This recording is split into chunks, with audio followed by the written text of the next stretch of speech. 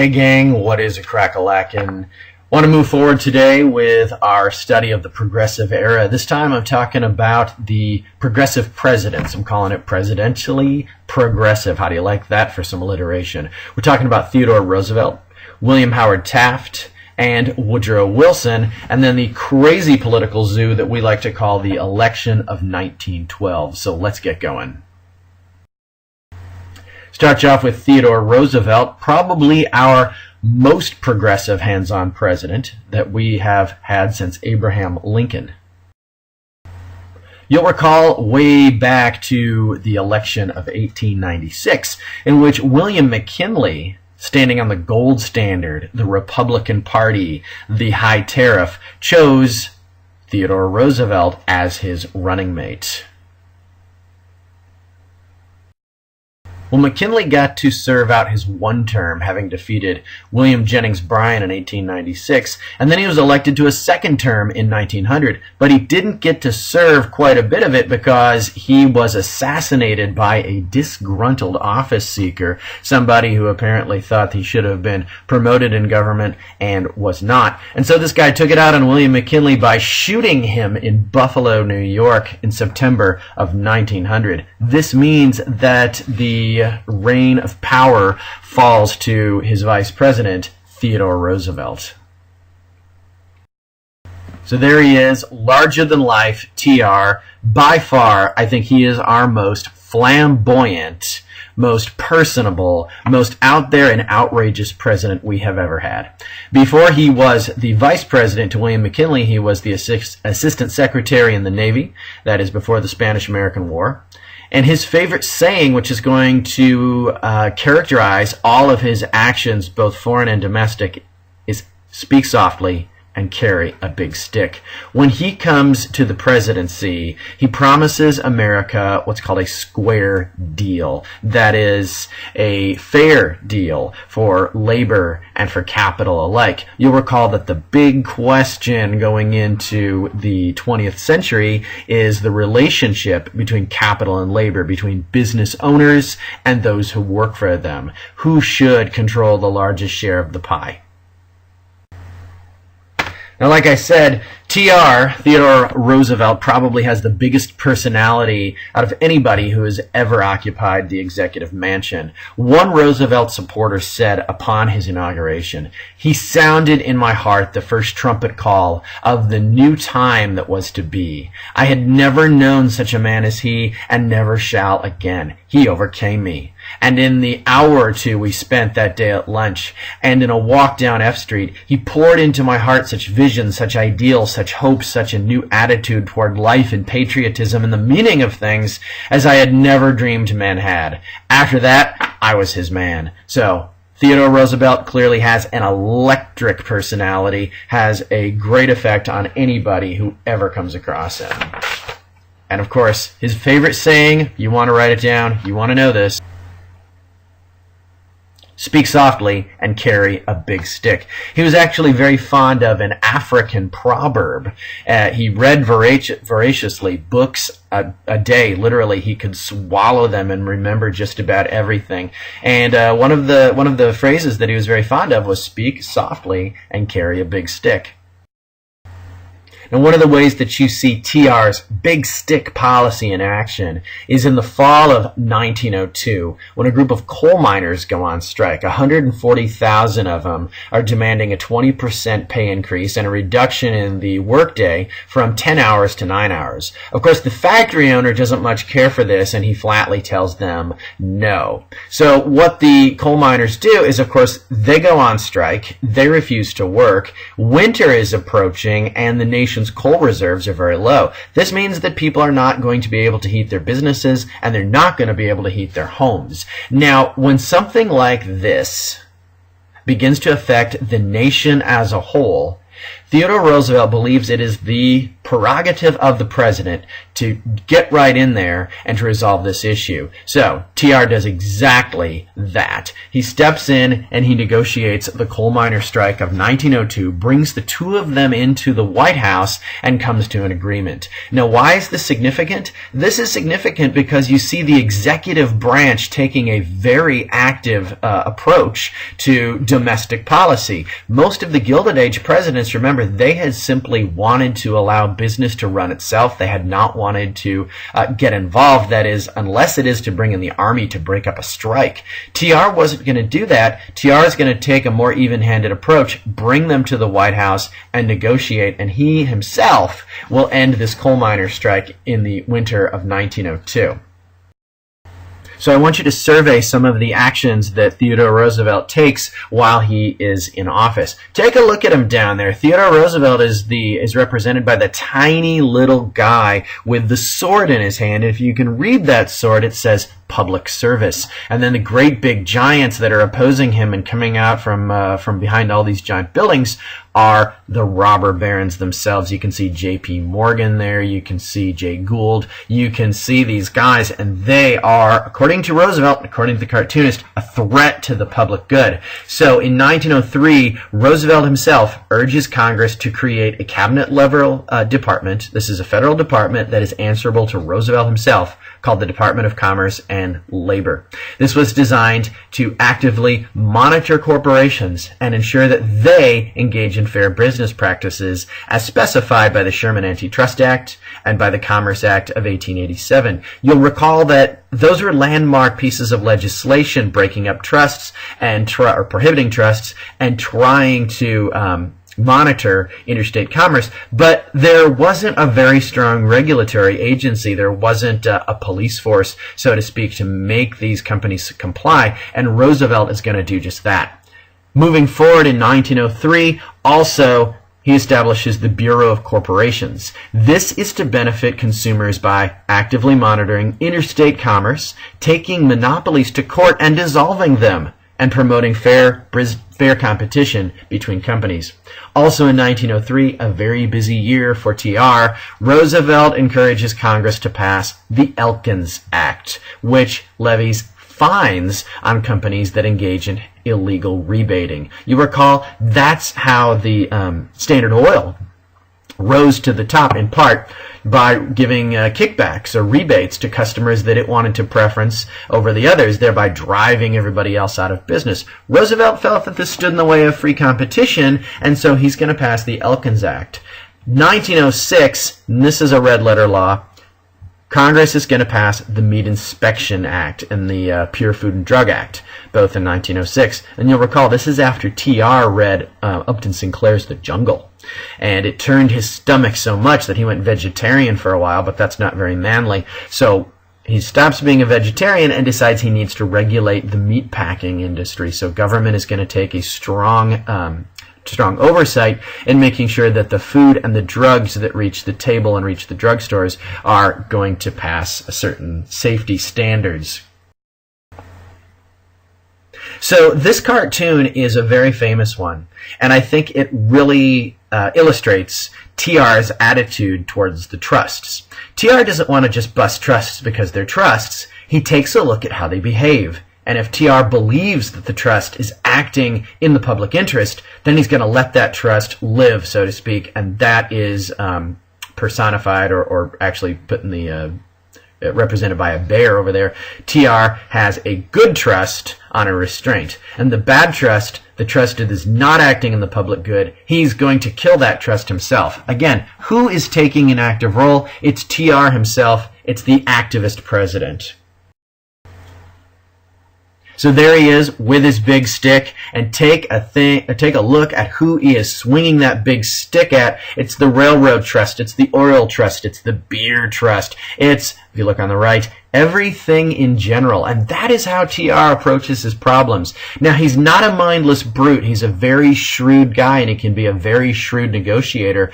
But TR believes in direct action and use of force if necessary. So there you have it again. There's Roosevelt, and what's he holding? A bill to regulate the railroads, and this giant monopoly is about to come after him like a snake, but TR is going to win because he's got the big stick.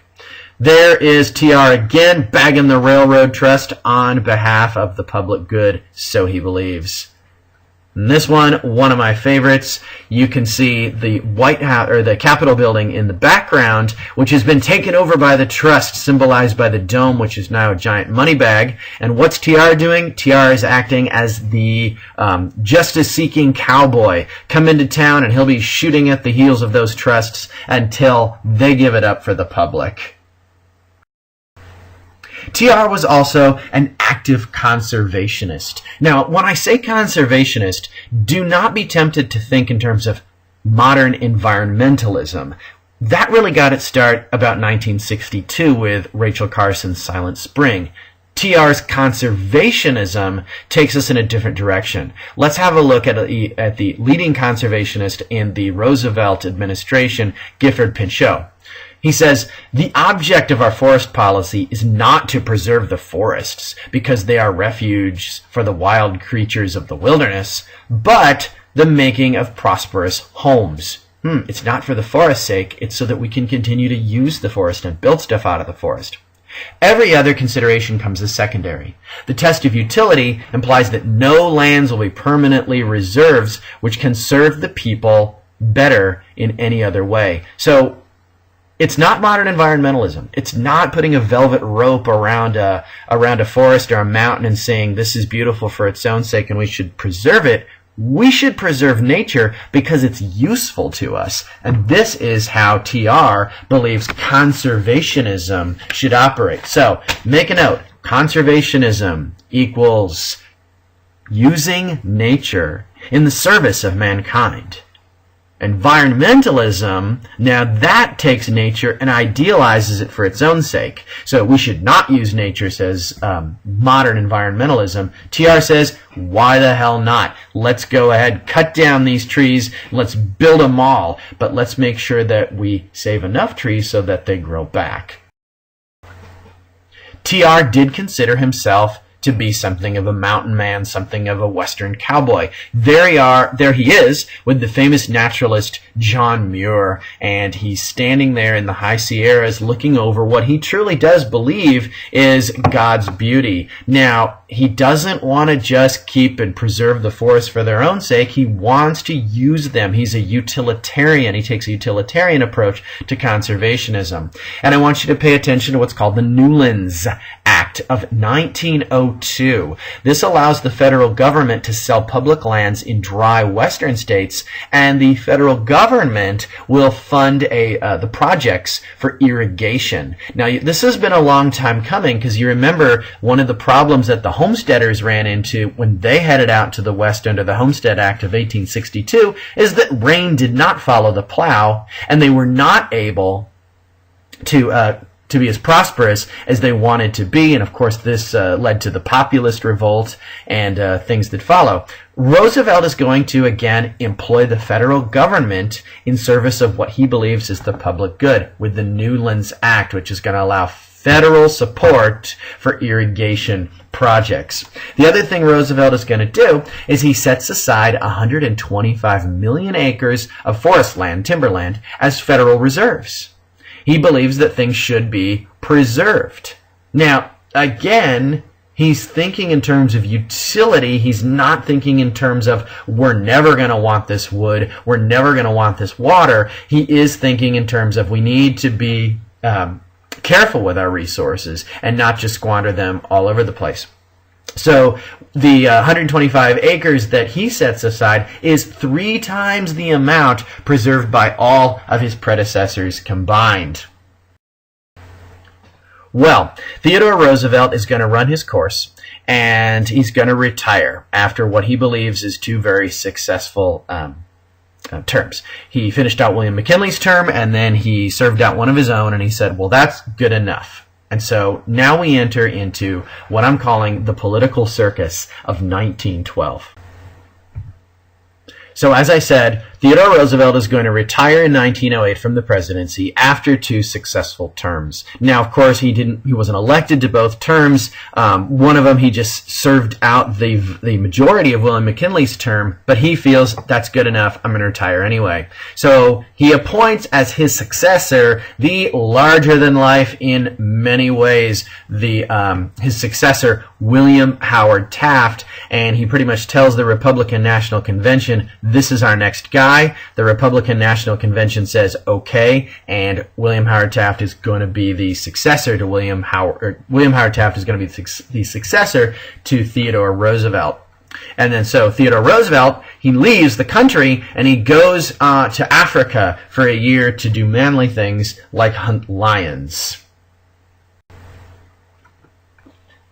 And the assumption with the Republican Old Guard and with the new progressive Republican liberals is that Taft is simply going to be the heir apparent that he's been chosen to be. That Taft is going to carry on with Roosevelt's policies. This is one of my favorite cartoons where Taft is wishing TR well as he goes off on his safari, and you can see the porter carrying the big stick on his way out, and the baby that he's handing him over, that TR is handing over to Taft, is my policies. So please be as progressive as I have been. Please be as active as I have been. Break up as many trusts as I have been, and act on behalf of the public good, and put government in the position of acting for the public good. Well, it's not going to work out that way for poor TR or William Howard Taft. So Taft is off in Africa, and he's doing manly things. He's hunting elephants, he's hunting lions, he's doing all of this stuff. Meanwhile, back at home, William Howard Taft has won the presidency in 1908, and he's the new Republican head of state. But the progressive wing of the Republican Party is not entirely happy with William Howard Taft because he's much more conservative than TR was, and he's less willing to use the strong arm of government on what he believes is the will of the people. So you've got the insurgents, the more radical, more liberal wing of the Republican Party. It's not happy with him. And then you have the conservative wing of the Republican Party, which says, hey, William Howard Taft is our guy. He's a lot more to our liking than TR was. Of course, TR wasn't really a Republican. He's not really a Democrat at this time. TR was simply a progressive, a very in-your-face president. So I love this next cartoon.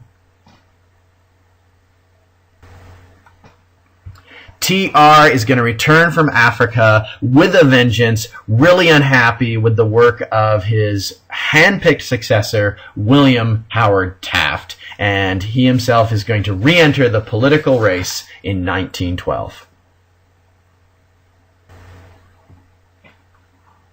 So let's look at the candidates in 1912, in the presidential election of 1912.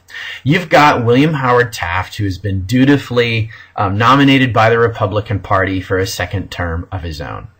Then also going for the Republican nomination is Theodore Roosevelt. Notice I put the little elephant above him because at first he's running for the Republican nomination against his own successor, William Howard Taft. He's not going to get it. Also entering this race is the Democrat from Virginia, Woodrow Wilson. And then you also have somebody else in this race, Eugene V. Debs, who is actually going to be in many different presidential races. I think he runs for president something like 6 times in his life. He is running as the socialist candidate in the year 1912. So, there's TR. And his problem is going to be that he does not receive the Republican nomination for the president in 1912. The Republicans simply don't think they can abandon their incumbent and go with somebody else, even if that somebody else is TR. So TR says, not a problem. What he does is he steps back, he draws his supporters around him, and he forms a third party, yet another third party in American politics, called the Progressive Party. That's the official name of the party, is the Progressive Party. But when somebody asks him, hey, TR, how are you feeling about this Progressive Party? He beats his chest and he says, well, I'm feeling as great as a bull moose. So then the Progressive Party becomes affectionately known as the Bull Moose Party. So this cartoon registers the shock that the two the established parties, the Democrats and the Republicans, sense when here's TR, the bull moose, coming onto the scene to threaten their hegemony, so to speak, of the political process. Now it's time to ask ourselves again, what do third parties really want? Now remember, third parties, when they form in American politics, they actually very rarely expect to win. What they do want to do is they want to draw votes from one of the other two parties in order to demonstrate their power, and then the constituents of the third party will get what they want anyway. So they don't get the candidate that they wanted or that they had, put up to win, but they do get their issues being answered by one of the other two parties. And so the Bull Moose Party is sort of throwing these issues out there about trust busting and about conservationism and about being much more progressive than either the Republicans or the Democrats had cared to be. And which party is going to perk up its ears and listen? Well, if you recall, which was the party that perked up its ears and listened when the populists started making a lot of noise out west? You're right, it's the Democratic Party. So the Democratic Party says, hey, just like we stole the platform from William Jennings Bryan in 1896, I've got another idea. This cartoonist demonstrates the role of third parties very well. I think he knows the role of third parties in American politics. There's the bull moose standing in the center, and you have the Republican with the Republican oats and the Democrat with the Democratic oats, and which party will feed the bull moose? In other words, which party is going to pick up the demands, is going to become more responsive to the demands of the bull moose party and become the winner? Now, in the year 1911, we have an industrial disaster called the Triangle Shirtwaist Fire. And I want you to watch the short YouTube video on that fire and answer the questions that I have for you. And keep in mind, this is not something that was planned by either party, of course, but when you get these national disasters happening out of nowhere, they frame the conversation. So it's now the industrial disasters and the role of business and workers is now all that anybody can talk about. So go ahead and watch the short film on the Triangle Shirtwaist Fire. So there you are, you're looking at the policemen looking up helplessly as these women are jumping out of the building to save their lives or to escape the fire.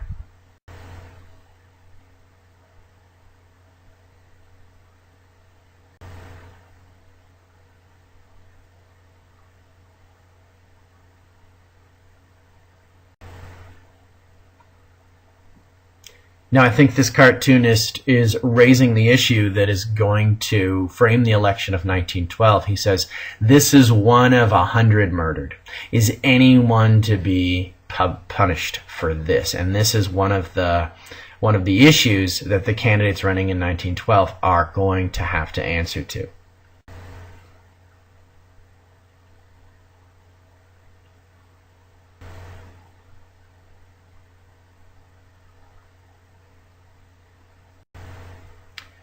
So the Triangle Shirtwaist Fire aftermath is pretty far-reaching. It led to the deaths of 146 women.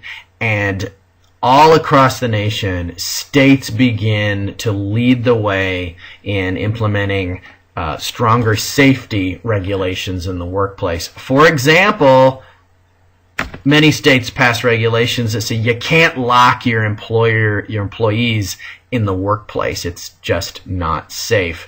It also gave power and a platform to a trade union, the International Garment Workers Union. But by extension, all unions all trade unions and agents of collective bargaining, they also gain a voice after the Shirtwaist Fire of 1911. It's suddenly no longer cool to just stand there and scream laissez-faire and I can do what I want and I can run my business how I want. When you're looking at 146 dead women, it seems awfully crass. So as I said, this Shirtwaist Fire aftermath frames the national conversation going in to the election of 1912. So let's very quickly review how certain issues come to the forefront of various presidential elections. Go back to the election of 1860. That was Abraham Lincoln and the various Democrats down south. And of course, the issue of the day was the extension of slavery. Will it extend to the Western territories or not? In 1896, that was the issue of the free coinage of silver, when the populists were starting to emerge in the West, and you had the Democrats take up the populist campaign of the free coinage of silver. In the year 1900, this is after the Spanish-American War and the acquisition of the Philippines. Of course, the issue that on everybody's minds is imperialism. Keep going. 1912 is where we are right now. The issue is labor. The proper relations between capital and labor, business owners and business workers. In the 1920s, right after World War I and the Treaty of Versailles, we're talking about internationalism. What is the larger role of America worldwide?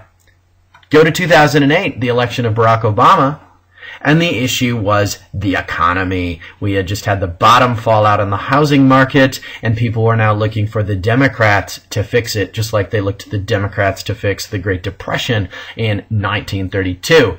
Whether they did or not, well, that's up to you to investigate.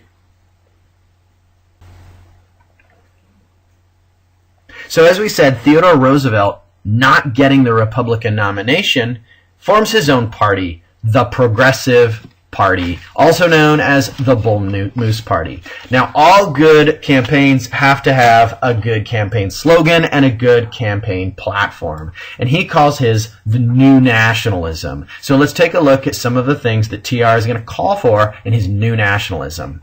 He wants a constitutional amendment to guarantee the referendum, the recall, and the initiative. And you recall, these are the three sort of bread and butter issues of progressive political reform. The referendum being that the people themselves should be able to vote on legislation, not just the legislator or the Congress. The recall, if we put a guy in there that we don't like and we want him to step down, the people should be able to recall that politician and kick him out of office even before his term is up. And then, of course, the initiative, the people themselves should be able to put bills in the hopper and vote on them through the referendum. So again, what do these do? TR is calling for more power to the people themselves. Look at what else he's doing. He's calling for female suffrage, and he's calling for equal rights for women under the 14th Amendment. You'll recall the ERA, the Equal Rights Amendment, has been introduced into every Congress since 1923, and to this day it has not passed, so women are not considered a protected class of citizens under the 14th Amendment. The Progressive Party also wants limitations on campaign expenditures to ensure that the best candidate wins rather than the wealthiest candidate. And of course, we're still talking about that today. How much money can large corporations contribute to campaigns versus ordinary folks? The Progressive Party wants limitations on that. The Progressive Party also wants a restriction on, this is a quote from their platform, a restriction on the power of the courts, as shall leave to the people the ultimate authority to determine fundamental questions of social welfare and public policy. Well, okay, TR, look at that again. Restriction of the power of the courts. Now, folks, that scares me a little bit because the people, I hate to be an anti-democrat with a small d, but the people tend to be rather capricious, the people tend to be rather impulsive, and the role of the Supreme Court is to interpret the law. and apply it. Now, we can disagree with various court cases here and there. Of course, I do, you do. But to dismantle part of our governmental structure and drop it to the unwashed masses, that frightens me. I know, I'm sorry, I'm acting a little bit more Hamiltonian than you all are comfortable with, but I tend to like our Constitution as it is in this regard. No, I don't want to restrict the power of the courts. Well, unless they don't do what I like, then maybe I do. But here's another quote. Effective legislation looking to the prevention of industrial accidents. So this is where the Progressive Party is looking at the Triangle Shirtwaist Fire of 1911, and they're saying, we got to do something about this. We need effective legislation to prevent these industrial accidents, occupational diseases, overwork, how do you define that, involuntary unemployment, like I don't have a job, and other injurious effects incident to the modern industry. That is a mouthful. That is a huge proposition. How the heck does anybody pass legislation to cure involuntary unemployment or overwork or all of these rather vague propositions that go under things injurious effects incident to the modern industry? So I think the Progressive Party tends to be, well, very progressive. They tend to look forward. They tend to want to fix the problems associated with the Gilded Age. But at the same time, they're very idealistic and populist in the same way. And I'm not using the word populist like I'm using like the third party. I'm using populist in a not very good way, meaning they're just appealing to what the masses want to hear. They're not a pragmatic party basing their decisions on what will work, but they're basing their decisions on what people want to hear. I can want to hear something all day long. It doesn't mean what I want to hear is going to work. Moving on. The Progressive Party also wants minimum safety and health standards for the various occupations, and the exercise of the public authority of state and nation, including federal control over interstate commerce, and the taxing power to maintain such standards. They also want, what we today have, minimum wage standards for working women and a living wage, whatever that is, in all industrial occupations. They also want the general prohibition of night work for women. They believe that women should have certain protections in the workplace that men do not. And they want the establishment of an 8-hour day for women and young people. So this progressivism is very far-reaching. They want things that we don't have today. And maybe we should, maybe we shouldn't. But when you talk about modern liberalism and the reach of activist government, the Progressive Party was a very forward-looking party to things that people aren't even going to get in the New Deal. Check this one out. 1 day's rest in 7 for all wage workers, and the 8-hour workday in continuous 24-hour industries. That would spread the work around, so I can't work one guy 15 hours. I can only work him 8, and then I've got to hire somebody else. So, just something to ponder. What would happen to the federal government if the Progressive Party got everything they wanted? I can hear some of you Tea Partiers out there really groaning. What would it look like? It would look like a really massive government takeover of major industries. That's what it would look like. You can like it, you can dislike it, you can say it's horrible, you can say it's socialism. It's not socialism, in fact, it's regulation. But this is what the Progressive Party wanted to see. Turn our attention to the Democratic Party. And whereas Theodore Roosevelt is calling his platform the new nationalism, Woodrow Wilson is almost going to plagiarize him, and he's going to call it the new freedom. How about that? What are you going to vote for? The new freedom, the new nationalism? This time I want to use a quote. Woodrow Wilson says, "The old time of industrial competition has probably gone by. There can be no equality or opportunity, the first essential of justice in the body politic, if men and women be not shielded from the consequences of great industrial and social processes they cannot alter, control, or singly cope with." So Woodrow Wilson's platform and the Democratic Party platform under the New Freedom is calling for very much the same thing. He's going to call for the regulation of trusts and the breakup of trusts. He's going to call for equality for men and women in the workplace, although Woodrow Wilson is not going to endorse female suffrage, not till after World War I anyway. And this one, he does seem to suggest at the bottom of this quote that there are social processes which people cannot alter, control, or cope with, and whose job is it to step in there? Both TR and Woodrow Wilson would say that's the job of government. Now, Woodrow Wilson also says this: if America is not to have free enterprise, then she can have freedom of no sort whatsoever.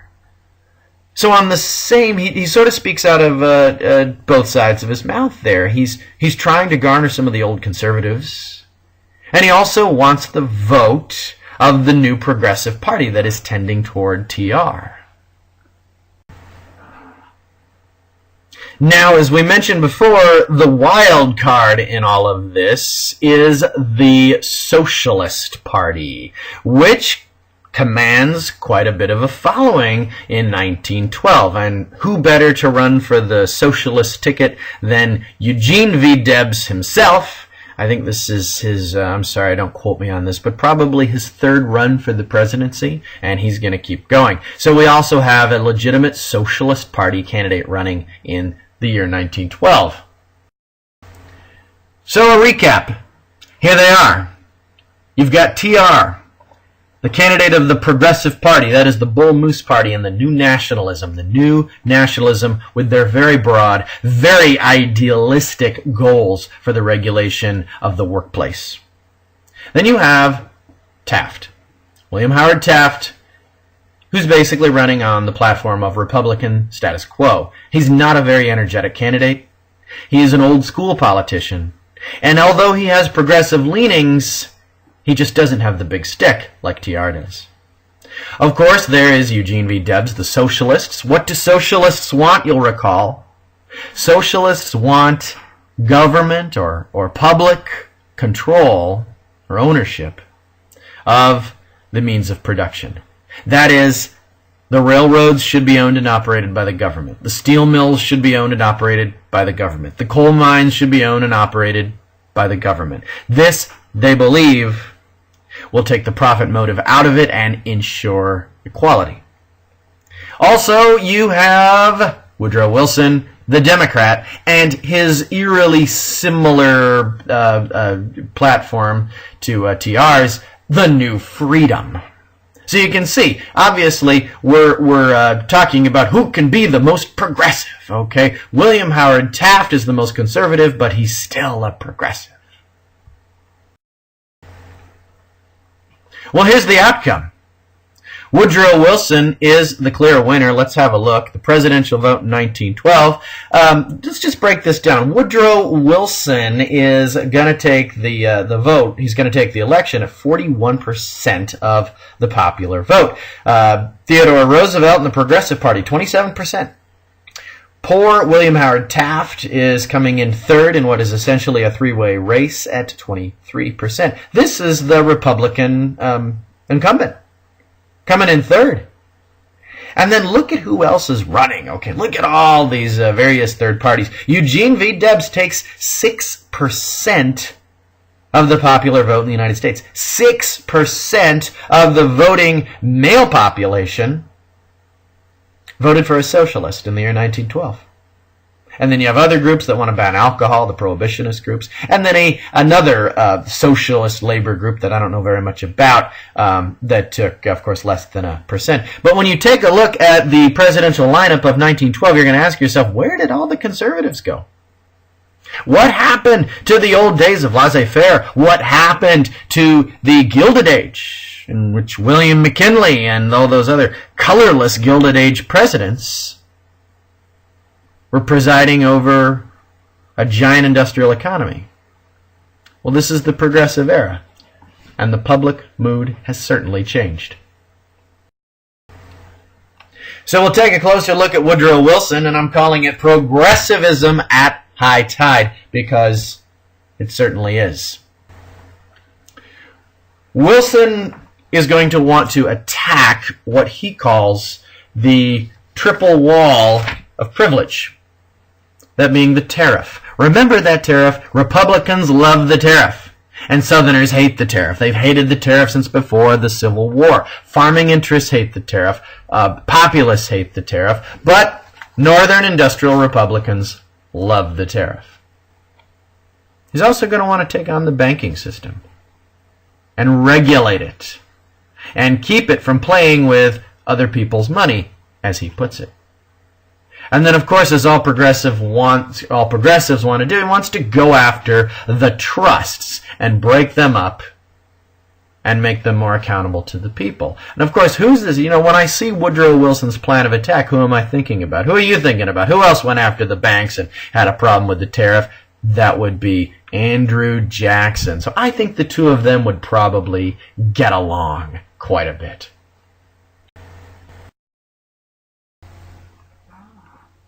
But I can sense you're all concerned and you're asking, but where is the lost revenue going to come from? Because the tariff and even the protective tariff was the government's primary means of gathering money so that it could, continue to run. Well, this comes in the form of the 16th Amendment. Congress shall have the power to lay and collect taxes on incomes, personal incomes, money that you and I earn through our jobs. Congress is now claiming a piece of that. Now, keep in mind, throughout the entire Gilded Age, the Supreme Court had consistently ruled that an income tax was blatantly unconstitutional. And they had said this on numerous occasions, that Congress does not have the power to collect your money. But in the progressive era, under Woodrow Wilson, we have a different mindset. And so now Congress can take some piece of your income through an income tax, from whatever source derived, without apportionment among the several states, and without regard to any census or enumeration. That is actually a very empowering amendment. It does give Congress quite a lot of power. We don't realize how much power is packed into the 16th Amendment. It is a tax of 1 to 7%. Of course, Congress does reserve the right to raise that, but right now it's 1 to 7%. And it only affects in 1913 those with an annual income of $4,000 or more, and the average income is $800. So the income tax, the 16th Amendment, originally only affects 4% of the population, only those we would consider to be very, very wealthy. But look at what it does. It doesn't affect most people. And so most people are going to go, I guess we can keep on voting Democrat because it doesn't affect me, and people vote their pocketbook. People don't typically vote principles, they vote pocketbook. And this is an effective way to meet Southern and Western demands, the farming and agricultural demands of the populists and the agrarian South, while keeping government revenues up so we can continue to run this growing bureaucracy that Woodrow Wilson is creating. Woodrow Wilson's second target is going to be the bank. Now, you'll recall we do not have a national bank, and we have not had a national bank since Andrew Jackson killed it back in 1836. We do have a national banking system, however, and that is going to be one of Woodrow's targets.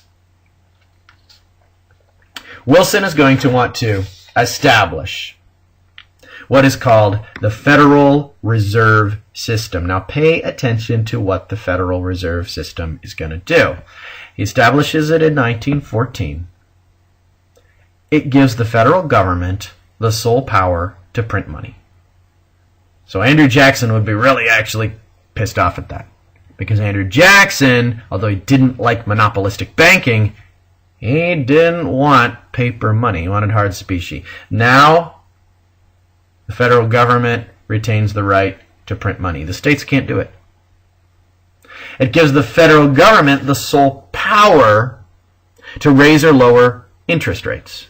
Now you're thinking, what does this mean? I don't know what an interest rate is. An interest rate is the percent that I can charge if I give you a loan.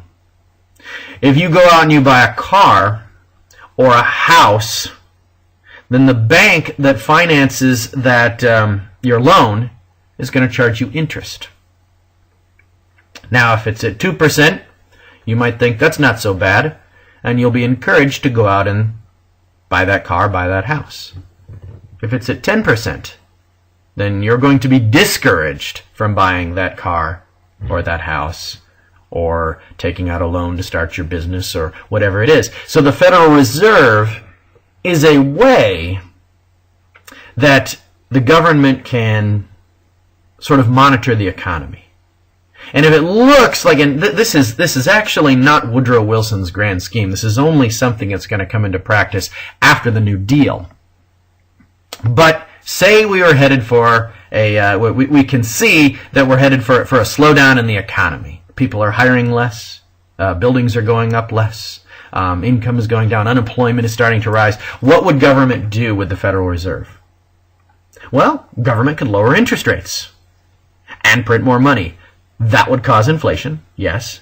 But at the same time, people would have more money in their hands, and then the interest rates would be lower, so people would, hey, interest rates are really low right now. Let's go ahead and build that house. And that would cause a ripple effect in the economy and employ more and more people. This is the far-reaching consequences of the Federal Reserve. And if you turn on the news at any point today, I know you never do, but sometimes you'll hear the Fed is talking about raising interest rates, or the Fed is talking about lowering interest rates. That is because your government is looking at the slowdown or the speed up the economy. They're looking at the overall health of the economy, and they want to maintain equilibrium by lowering or raising the interest rates. Now, again, Woodrow Wilson doesn't see the full potential here. But in 1913, this is established as a way to monitor the money supply and the economy. So, government is now in charge of controlling the flow of money to the public, not the banks, not the states, not the state banks. It's the federal government who is going to be regulating the national economy. Now, when was the last time we had any kind of system like this? That's right, it was under Andrew Jackson, and he killed it. Woodrow Wilson's third target is going to be the trust. Go after big business and make them obey. Here we go. Target the trusts. So Wilson goes after him. Let's note these important pieces of legislation. Wilson and his Congress passed the Federal Trade Commission of 1914. It's a mouthful, but we do need to know what it does. It empowers a presidentially appointed commission to investigate industries in interstate commerce. Any industry that crosses state lines. And if you recall, this is really the only thing the Constitution empowers government to do, is monitor interstate commerce.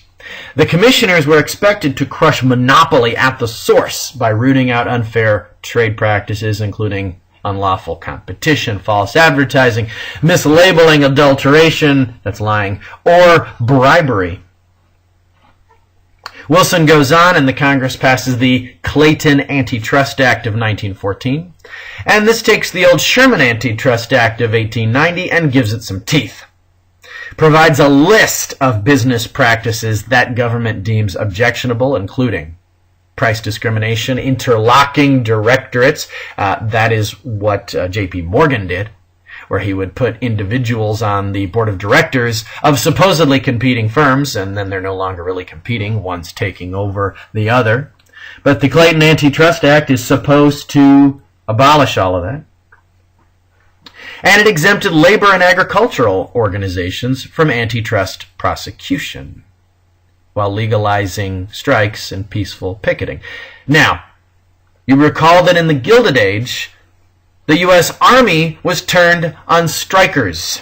The U.S. Army was charged with putting down organized labor, and they actually used the Antitrust Act to say this is in restriction of trade. This is in restriction of trade. By you strikers organizing and opposing big business and asking for safe conditions or higher wages or whatever, you are actually restricting trade. And because you're restricting interstate commerce, we can use the army to put you down. And that's what happened in 1877, the Great Railroad Strike.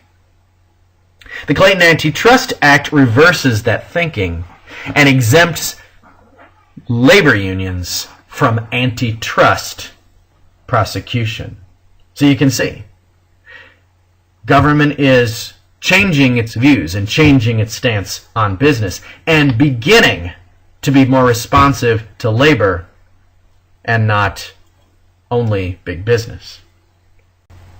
You recall Samuel Gompers, the leader of the AFL, the American Federation of Labor, until his death in 1924. He thought that the Clayton Antitrust Act was the greatest thing to ever happen to labor. He called it the Magna Carta of America's laborers. He said, the labor provisions of this measure embody the highest, fullest conception of industrial freedom ever enacted into law.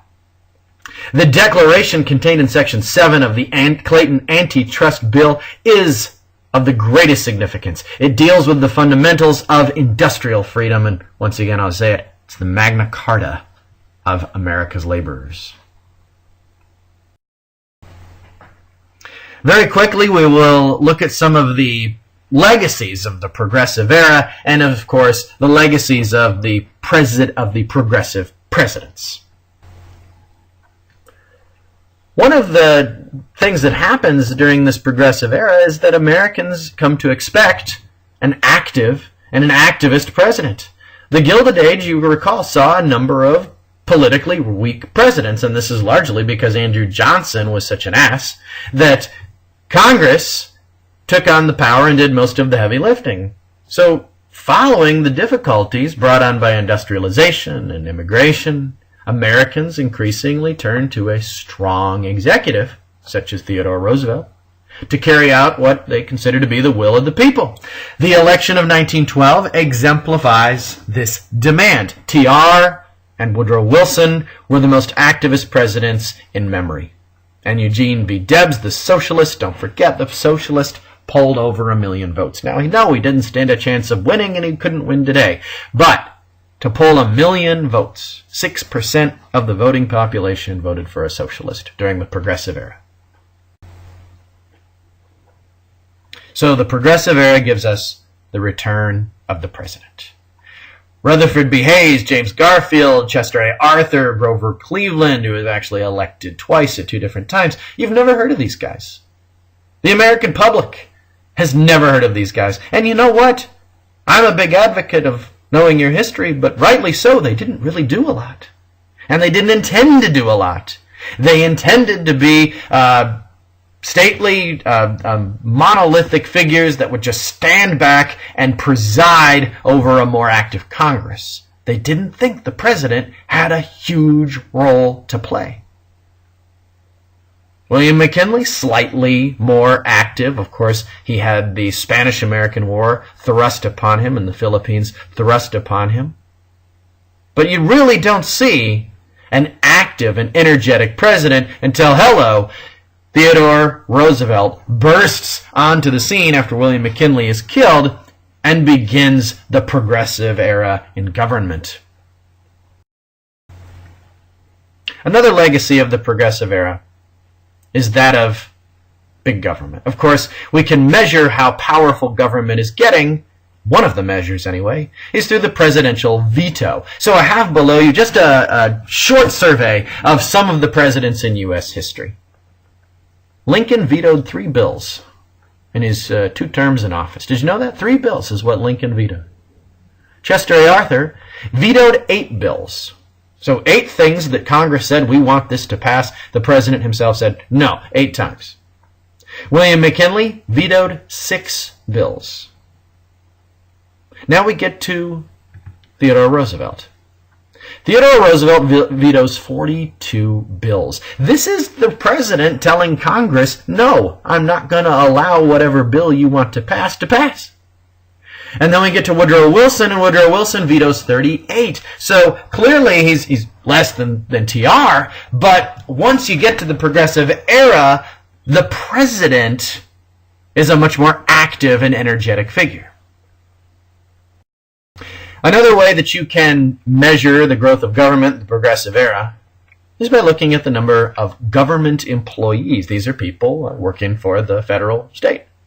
In 1900, they've got 200,000 people working in government. In 1905, they've got 300,000 people working in government. By 1910, we're up to 390,000 people working in government. 1915, 500,000 people working in government. And in 1917, it is more than I can count. It continues to grow. Of course, 1917 isn't going to be an enormous number because this is the year we enter World War I, and the economy is more or less nationalized for the purpose of the war. But again, the clear trend in the progressive era is to empower government to solve our problems for us. That's state, that's federal, and that's local.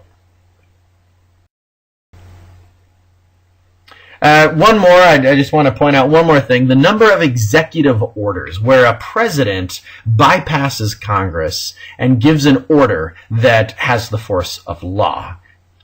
So Lincoln, believe it or not, he did this 48 times. And this is in the Civil War. The Emancipation Proclamation was done through an executive order.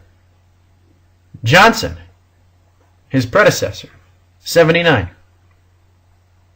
Grant, 217.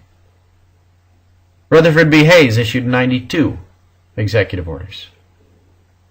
James Garfield, who was shot, by the way, issued 6. These are the Gilded Age presidents. Like I said, rather anonymous figures. They didn't want to stand out. They didn't want to be energetic. They didn't want to be out there. Now let's keep going. McKinley issues 285. Roosevelt issues 1,081 executive orders. Unprecedented. Unbelievable. Congress was floored by how many bills Roosevelt would sit up there and read and veto. Taft, again, he was the more conservative of everybody running in 1912, but he himself was a progressive, and he ordered 724 executive orders. Woodrow Wilson, by far the most energetic as far as his executive orders go, 1,803. So the big legacy of the progressive era is, of course, big government. This is the age of big government. It's going to get small again in the 20s, but right now, this is where we are.